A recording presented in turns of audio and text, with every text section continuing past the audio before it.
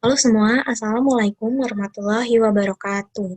Perkenalkan, saya Salma Musika Ainia, dan pada video pembelajaran kali ini kita akan mempelajari materi perusahaan dagang, yaitu pencatatan transaksi ke dalam buku pembantu piutang dan buku pembantu utang.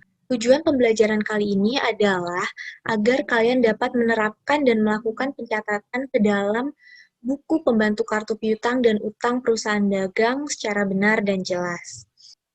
Jadi, pencatatan transaksi perusahaan dagang itu selain dicatat ke dalam jurnal khusus, juga kita catat ke dalam buku-buku pembantu, seperti buku pembantu piutang, buku pembantu utang, dan juga kartu persediaan.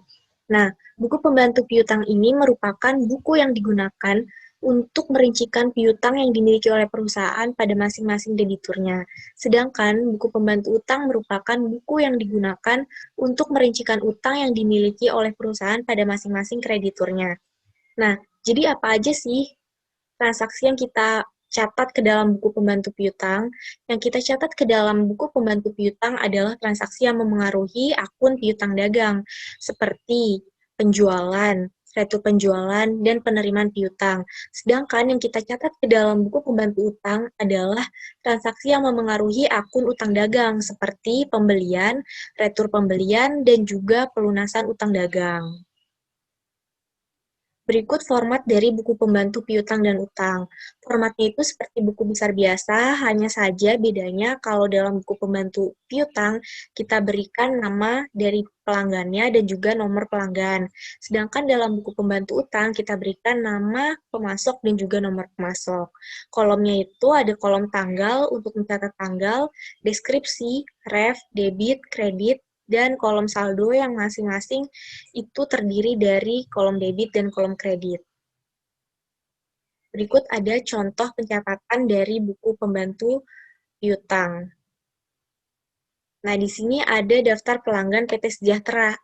PT Sejahtera memiliki 4 pelanggan, ada Toko Benua Jaya, Toko Serasi, Toko Angel, dan juga Toko Kencana. Mereka memiliki kodenya masing-masing. Untuk Toko Benua Jaya, kodenya itu C001, Toko Serasi C002, Toko Angel C003, dan Toko Kencana C004. Nah, mereka itu termin pembayarannya 1/10 net 30. Toko Benua Jaya memiliki saldo piutang dagang sebesar 23.100. Untuk toko Serasi sebesar 16.500. Toko Angel tidak memiliki saldo piutang yang tersisa dan toko Kencana memiliki saldo 17.600.000 rupiah. Jika ditotal, saldo piutang keseluruhannya adalah sebesar 57.200. Dari daftar pelanggan dan juga daftar saldo piutang ini, kita pindahkan ke dalam buku besar pembantu piutang. Nih, ada PT Sejahtera sebagai nama perusahaan, lalu ada receivable subledger, yaitu buku pembantu piutang. Ini kita melakukan pencatatan saldo awal piutang dagang ke dalam buku pembantu piutang. Masing-masing pelanggan itu memiliki buku besar pembantu piutangnya sendiri. Untuk yang pertama, kita pindahkan terlebih dahulu Toko Benua Jaya dengan kode C001 sebesar 23.100. Kita pindahkan, di sini tanggalnya tanggal 1 Desember, karena ini untuk periode 1 Desember. Deskripsinya kita masukkan opening balance atau saldo awal. Di saldo debit sebesar 23.100. Piutang itu saldo normalnya ada di debit, maka saldo awalnya juga kita taruh di sisi debit. Yang kedua, ada toko serasi. Saldo awalnya sebesar 16.500 seperti yang tertera di sini, 16.500. Toko Angel tidak ada dan toko Kencana 17.600. Ayo kita lihat. Nih, toko Angel Desember 1 saldo awal tidak ada. Toko Kencana, Desember tanggal 1, saldo awalnya sebesar 17.600. Apabila kita jumlahkan, semuanya harus sama dengan yang ada di daftar saldo piutang, yaitu sebesar 57.200. Di sini ada contoh-contoh transaksi yang terjadi dalam PT Sejahtera dan memengaruhi akun-akun piutang dagang. Setelah kita cermati dan kita teliti dengan baik, soal ini langsung akan kita catat ke dalam buku pembantu piutang. Yang pertama itu ada tanggal 4 Desember 2018.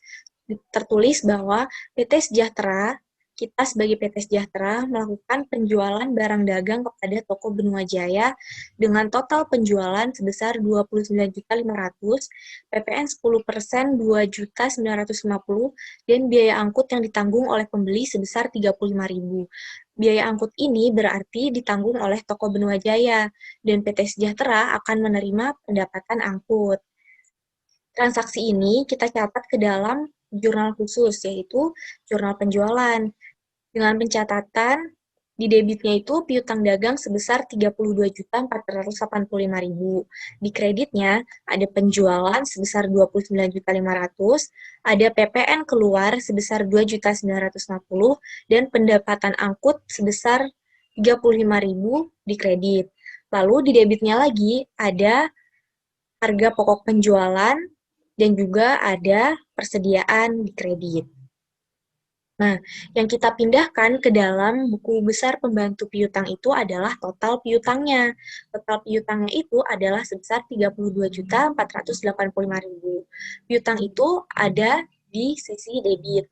Maka pada saat pencatatan ke dalam buku besar pembantu piutang juga kita catat ke dalam sisi debit. Nah, bagaimana pencatatannya? Nah, kita tuliskan dulu tanggalnya. Di sini tertulis tanggal 4 Desember. Maka di kolom tanggal juga kita tulis tanggal 4 Desember. Di deskripsinya kita tulis penjualan. Nah, refnya ini adalah halaman dari jurnal penjualan tersebut. JPJ itu merupakan singkatan dari jurnal penjualan, dan satu ini adalah halaman jurnal penjualan itu. Nah, di debit, kita masukkan sebesar 32.485.000. Kita pindahkan ke sini. Dari jurnal khusus, jurnal penjualan, kita pindahkan ke buku besar pembantu piutang. Nah, pada kolom saldo ini kita tambahkan. Pada saldo awal kan ada di sisi debit juga sebesar 23.100. Nah, tanggal 4 juga ada di debit sebesar 32.485.000. Maka kolom saldo yang akhir ini, yang terakhir, merupakan penjumlahan dari saldo awal sebesar 23.100 ditambahkan dengan penjualan, yaitu 32.485. Totalnya ada sebesar 55.585.000 rupiah. Kita lanjut ke transaksi yang selanjutnya. Nih, tanggal 5 Desember 2018. PT Sejahtera menerima kas dari toko Kencana untuk pelunasan faktur SPG 11-12 tertanggal 30 November 2018 sebesar 17.600. Nah, transaksi ini kita catat ke dalam jurnal khusus, yaitu jurnal penerimaan kas. Selain dari jurnal penerimaan kas, ini juga kita catat ke dalam buku besar pembantu piutang. Kenapa? Karena dari adanya transaksi penerimaan kas dari toko Kencana ini memengaruhi saldo piutang dagang. Pencatatannya dalam jurnal khusus itu adalah kas di debit sebesar 17.600 dan piutang dagang di kredit sebesar 17.600. Maka, piutang dagang yang ada di kredit itu akan kita posting ke dalam buku pembantu piutang. Bagaimana caranya? Nah, pertama kita isi kolom tanggal dulu. Tanggal 5 Desember kita pindahkan ke sini. Deskripsi kita tulis jurnal penerimaan kas. Refnya kita catat halaman jurnal penerimaan kas. JPK adalah singkatan dari jurnal penerimaan kas dan satu adalah halamannya. Kita masukkan di kredit karena ini penerimaan kas adalah mengurangi piutang dagang sebesar 17.600.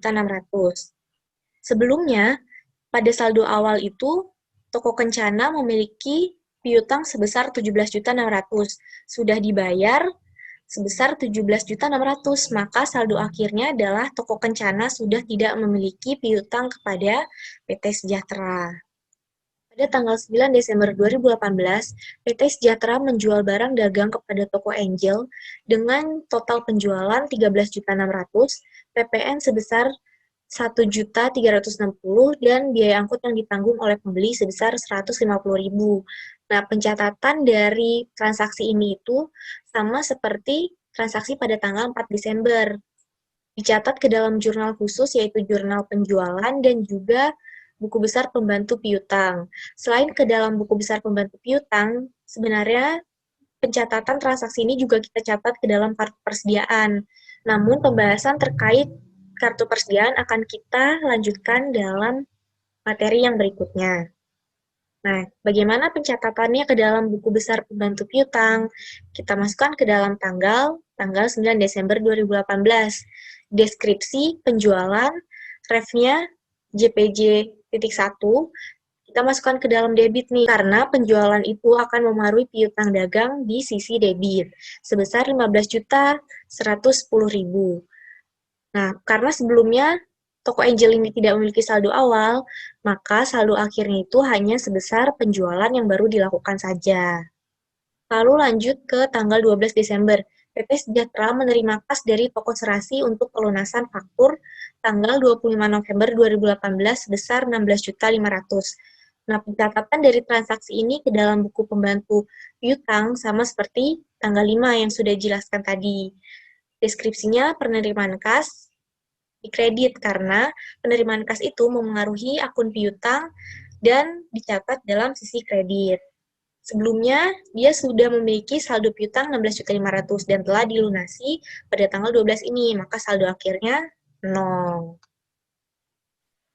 Lalu tanggal 14 Desember 2018, PT Sejahtera menjual barang dagang kepada toko Angel dengan total penjualan 17 juta, PPN 1.700.000 dan biaya angkut 145.000. Nah, pencatatannya sama seperti yang tanggal 9 tadi, penjualan juga. Kita masukkan ke dalam debit, piutangnya sebesar 18.845.000. Dan di saldo akhir ini, berarti kita jumlahkan. Saldo yang sebelumnya kita tambahkan dengan saldo yang baru kita pindahkan. Totalnya menjadi 33.955.000.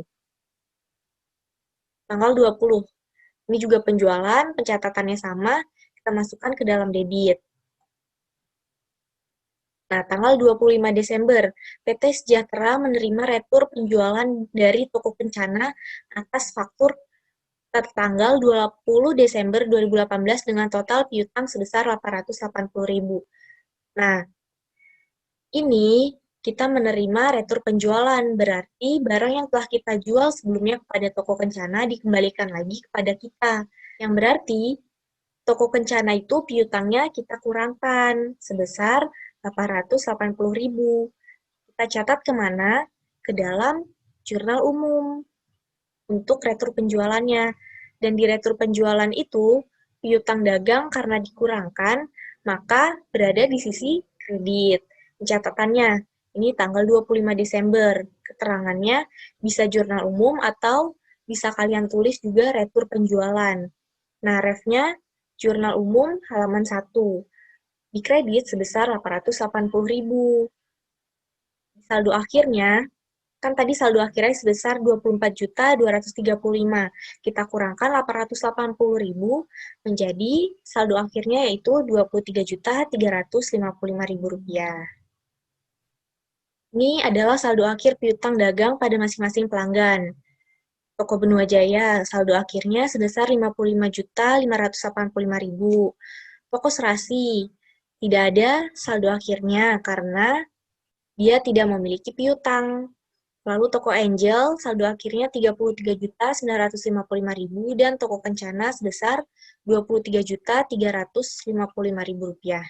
Berikut adalah daftar saldo piutang dagang pada akhir periode.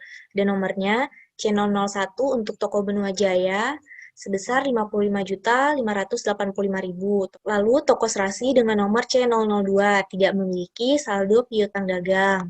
Lalu C003 toko Angel piutang dagangnya sebesar 33.955.000 dan toko Kencana sebesar 23.355.000. Jika ditotalkan semuanya sebesar 112.895.000 rupiah. Selanjutnya kita akan bahas mengenai buku pembantu utang. Contohnya nih, daftar pemasok PT Sejahtera ada 3, ada PT Nusa Indah, PT Dian Persada, dan PT Mekar Nusa 2.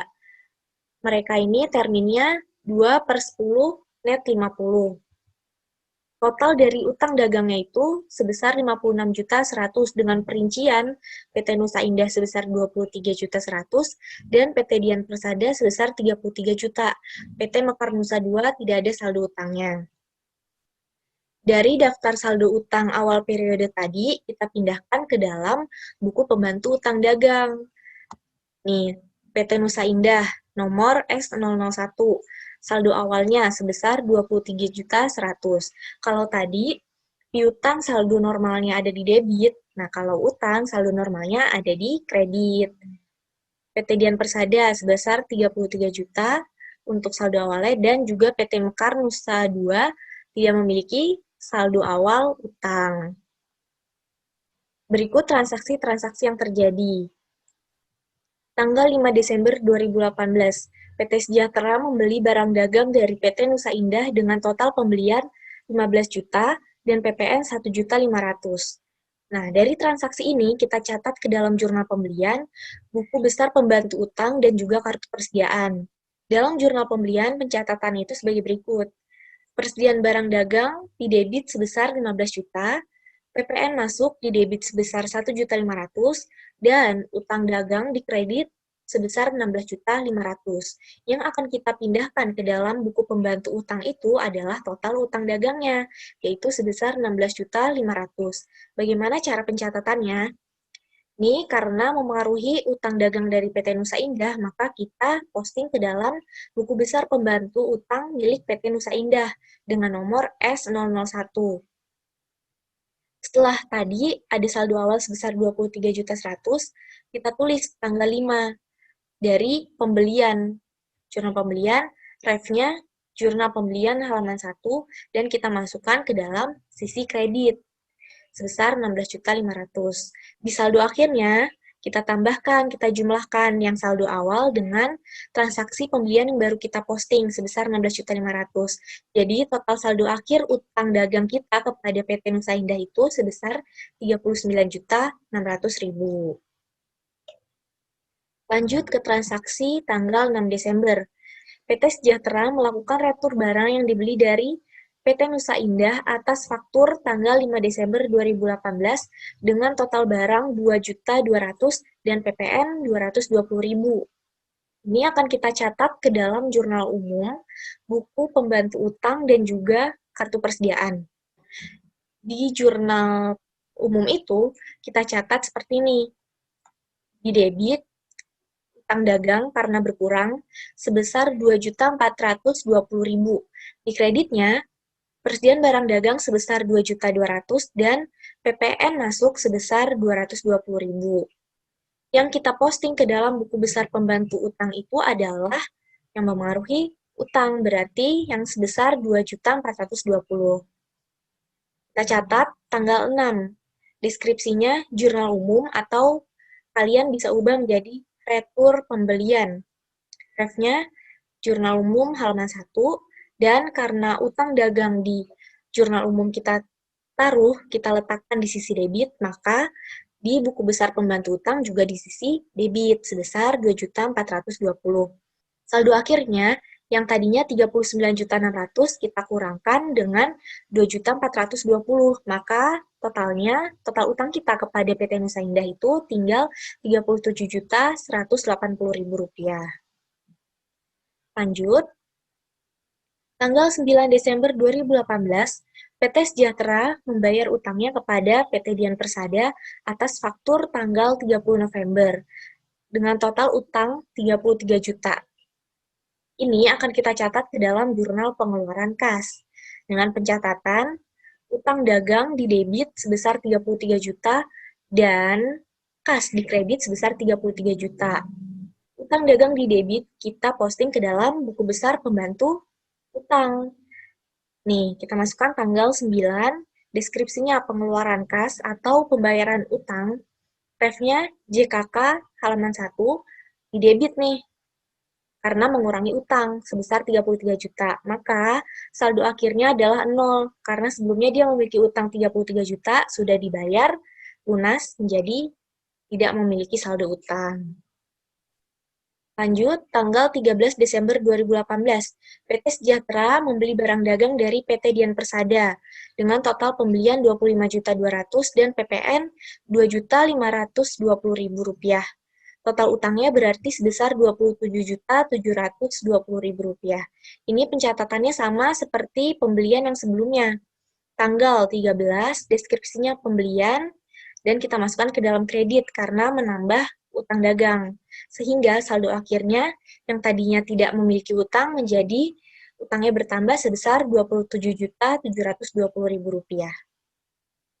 Lanjut, tanggal 20 Desember 2018, PT Sejahtera membayar utangnya kepada PT Nusa Indah atas faktur tanggal 18 Oktober dengan total utang Rp23.100.000. Berarti dia melunasi utang yang awal ini nih, yang ada di opening balance Rp23.100.000. Kita catat ke dalam jurnal pengeluaran kas dan buku pembantu utang.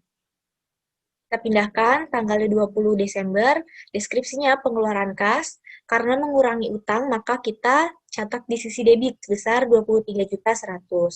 Nah, di saldo akhirnya, yang tadinya Rp37.180.000 kita kurangkan dengan utang yang sudah dibayar. Jadi sisa Rp14.080.000. Nah, berikut saldo akhir utang dagang pada masing-masing pemasok. Yang pertama itu ada PT Nusa Indah. Saldo akhir dari utang dagangnya itu sebesar Rp14.080.000. Lalu PT Dian Persada, saldo akhirnya sebesar Rp27.720 dan PT Mekar Nusa II tidak memiliki saldo utang dagang. Lalu kita buat daftar saldo utang dagangnya seperti berikut. Nah, di sini ada daftar saldo utang dagang milik PT Sejahtera periode 31 Desember 2018. Ada dari PT Nusa Indah, Dian Persada, dan Mekar Nusa II sebesar Rp41.800.000. Baik, kita telah sampai pada akhir materi pencatatan transaksi ke dalam buku pembantu piutang dan utang. Jadi, kesimpulannya adalah setiap transaksi perusahaan dagang itu tidak hanya dicatat ke dalam jurnal khusus, namun juga ke buku-buku pembantu lainnya, seperti buku pembantu piutang dan buku pembantu utang. Yang dicatat ke dalam buku pembantu piutang adalah transaksi yang memengaruhi akun piutang dagang, seperti penjualan, retur penjualan, dan juga penerimaan kas untuk piutang. Sedangkan yang dicatat ke dalam buku pembantu utang adalah transaksi yang memengaruhi utang dagang, seperti pembelian, retur pembelian, dan juga pembayaran utang. Saldo akhir dari buku pembantu piutang ini harus sama dengan saldo akhir pada akun buku besar utamanya, yaitu piutang dagang. Begitu pula dengan akun utang. Oke, sekian materi pembelajaran hari ini. Apabila ada salah, mohon dimaafkan. Wassalamualaikum warahmatullahi wabarakatuh.